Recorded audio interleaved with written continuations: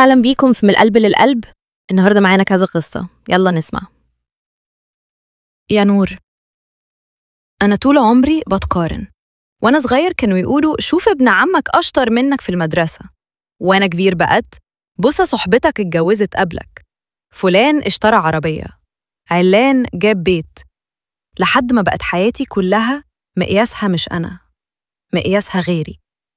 بعمل إنجاز صغير أفرح بيه لحظة، ألاقي كلمة باردة تطفى فرحتي، ما هو فلان عمل أكتر.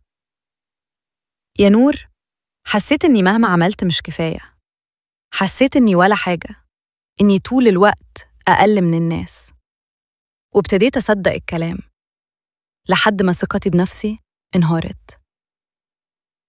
عارفة يا حبيبتي، المقارنة سم بيدخل جوه القلب يموت فرحتنا. ربنا خلق كل واحد فينا برحلة مختلفة، بمسار، بظروف، بقدرات. إزاي نقارن تفاحة ببرتقال وكل واحد ليه طعمه ولونه؟ خدي بالك، النجاح مش إنك تبقى زي حد، النجاح إنك تبقى نسخة أحسن من نفسك كل يوم. لو كل يوم بتخطى خطوة صغيرة لقدام يبقى أنتي كسبتي. وصدقيني، الناس مشغولة بنفسها أكتر ما تتخيلها. اللي بيقارنوا بينك وبين غيرك دول مجرد صدى، لكن الصوت الحقيقة جواكي.